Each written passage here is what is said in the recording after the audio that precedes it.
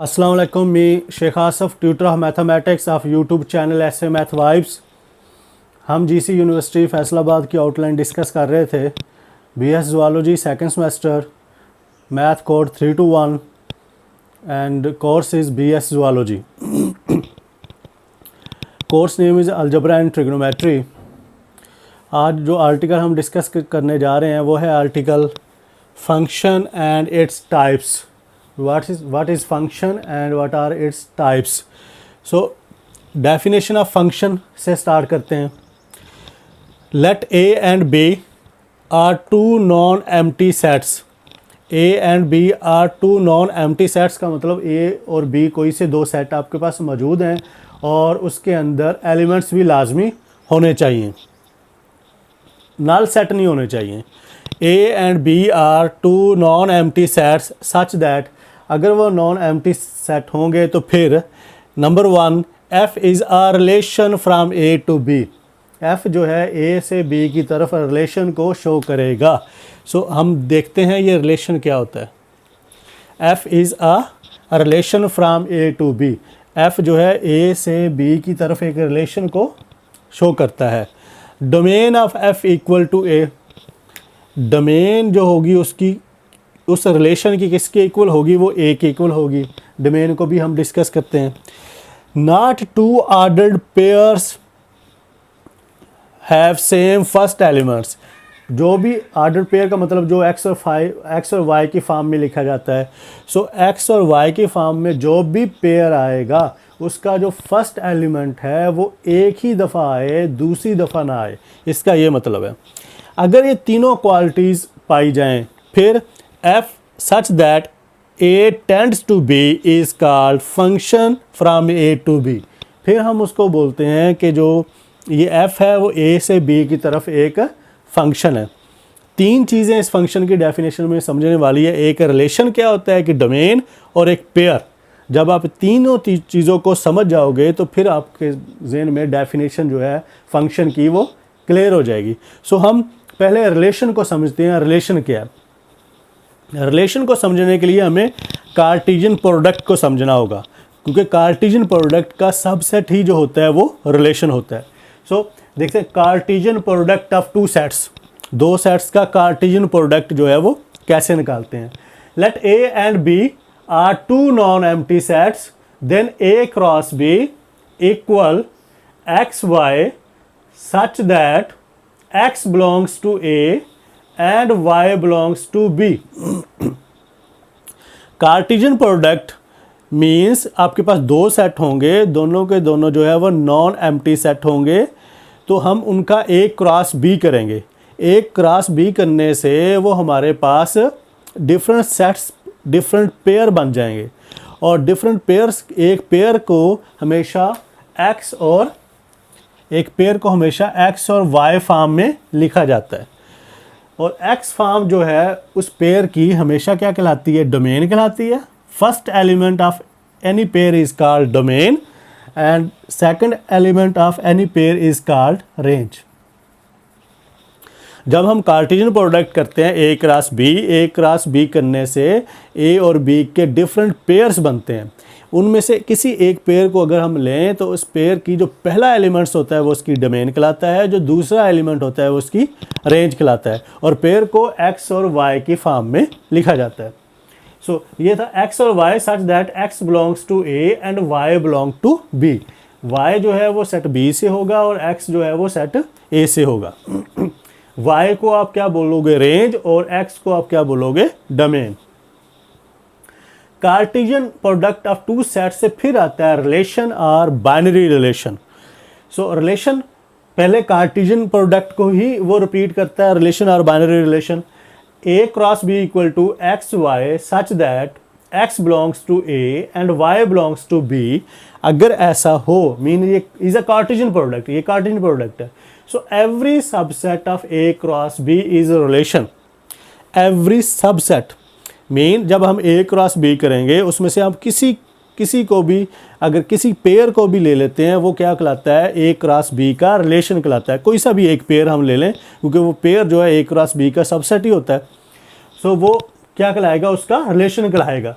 Every subset of a cross b is a relation from a to b, वो a और B के दरमियान जो रिलेशन को शो करते हैं।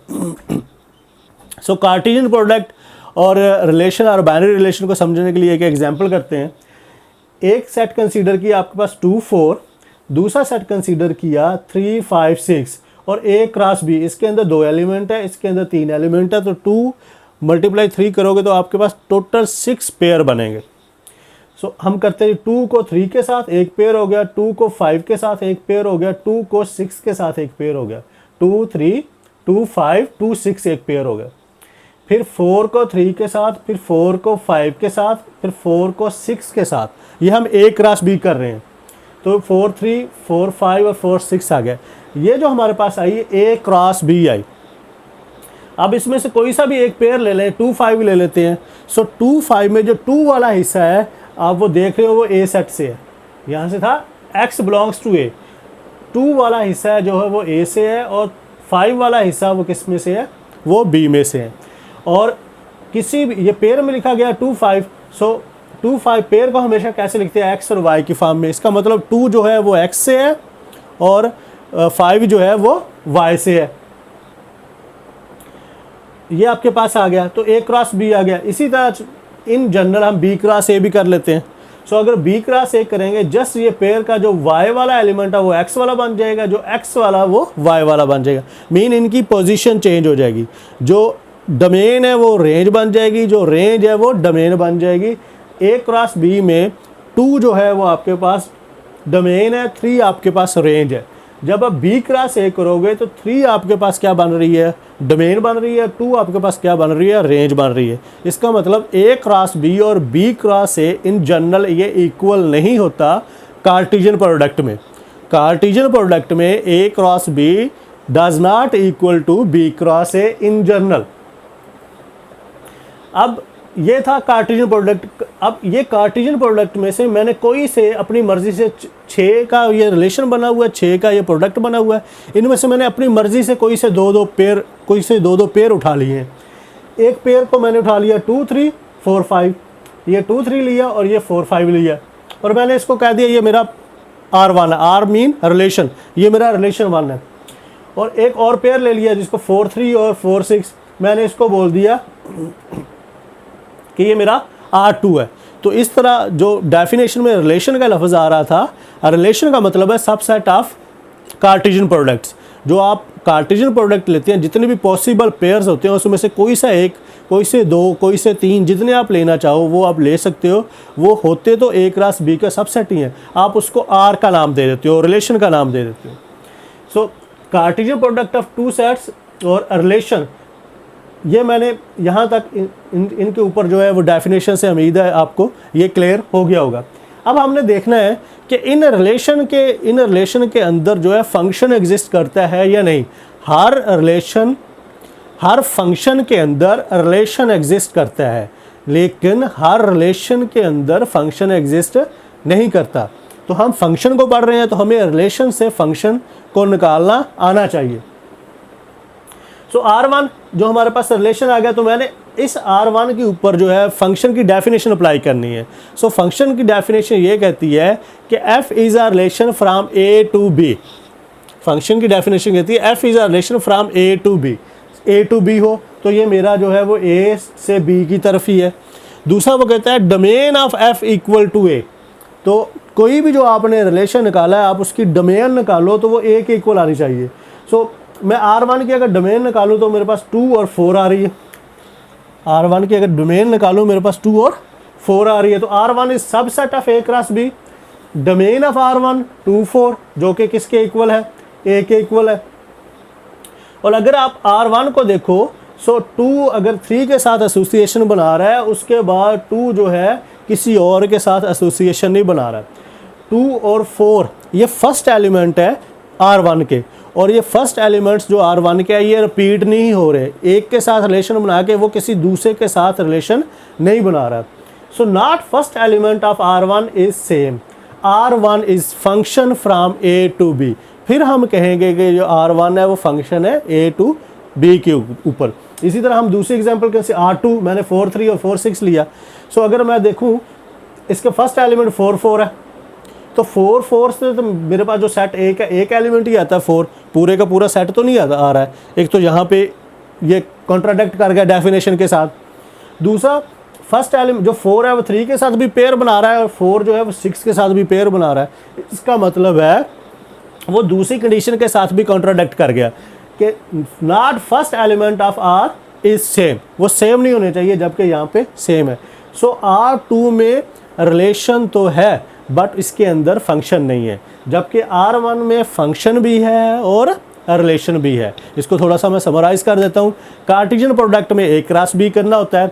A क्रॉस B करने के बाद उसमें से उसके जितने आपके पास पॉसिबल सैम्पल्स बनते हैं उसमें से आप कोई से सिलेक्ट कर लेते हो, कोई से 3-4 ले लेते हो, वो उसका सबसेट कहलाते हैं। वो जो सबसेट होते हैं कार्टेशियन प्रोडक्ट का वो रिलेशन कहलाते हैं। रिलेशन के ऊपर आप डेफिनेशन अप्लाई करते हो। अगर उसका जो डोमेन है वो सेट ए के इक्वल आ जाए रिलेशन की, और उसकी जो रेंज है वो सेट बी के इक्वल आ जाए, और फर्स्ट एलिमेंट जो है किसी भी पेयर का वो दूसरे एलिमेंट्स के साथ रिलेशन ना बना रहा हो, फिर रिलेशन के अंदर फंक्शन मौजूद है। अदरवाइज जस्ट उसके अंदर रिलेशन मौजूद है। जैसे R2 में रिलेशन मौजूद है, फंक्शन नहीं है। इसी तरह हम एक और एग्जांपल कंसीडर करते हैं। Let C stand for child, C1 C2 C3 एक सेट है। F stand for father, M1 M2 उसके अंदर जो है वो एलिमेंट्स हैं। तो हमने इसको पहले डायग्राम बनाते हैं।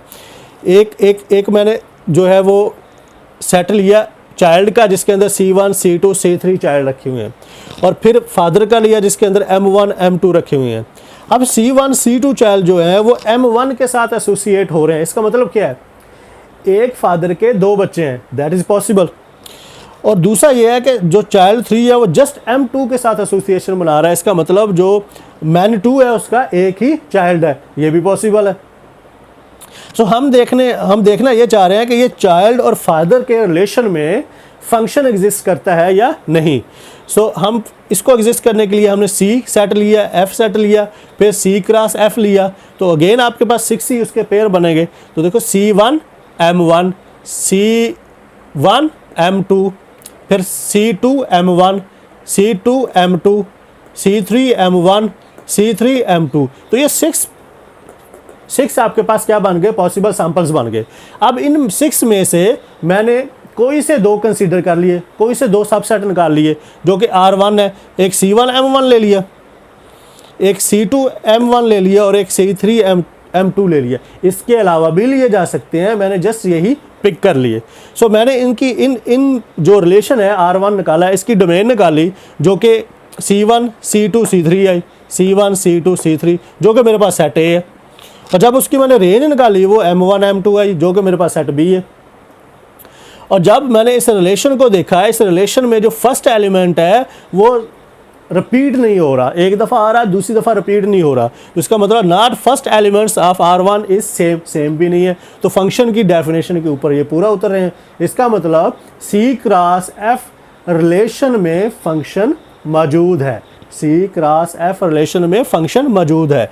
सो हम बोल सकते हैं R1 is function of C2F। सो अब डेफिनेशन को दोबारा फिर देखते हैं। Let A and B are 2 non empty sets then such that, अगर वो नॉन एम्प्टी सेट होंगे फिर F is a relation from A to B। F जो है A से B की तरफ रिलेशन होगा। अब आपको इस रिलेशन की समझ आएगी कि इस रिलेशन का मतलब क्या है। Condition 2, domain of F equal to A, domain जो है वो उसकी A के इक्वल आए, और not 2 order pair have same first element, और किसी भी पेयर के पहले एलिमेंट सेम नहीं होने चाहिए। अगर ये तीनों की तीनों कंडीशन किसी भी रिलेशन में आती है तो उस रिलेशन के अंदर फंक्शन मौजूद होता है। हमने डिस्कस किया डेफिनेशन ऑफ फंक्शन, और डेफिनेशन ऑफ फंक्शन से रिलेटेड चीज़ें जो फंक्शन की डेफिनेशन को क्लियर करती हैं, और उसके साथ 2 एग्जांपल्स कंसीडर की। सो अगर आप डेफिनेशन को एग्जांपल्स के साथ समझोगे तो आपको समझने में थोड़ी आसानी होगी। उम्मीद करता हूँ कि आपको फंक्शन की बेसिक जो डेफिनेशन है वो आपको समझ आ गई होगी। नेक्स्ट लेक्चर में हम इनकी टाइप्स, फंक्शन की जो टाइप्स है वो डिस्कस करने जा रहे हैं। अल्लाह हाफिज़।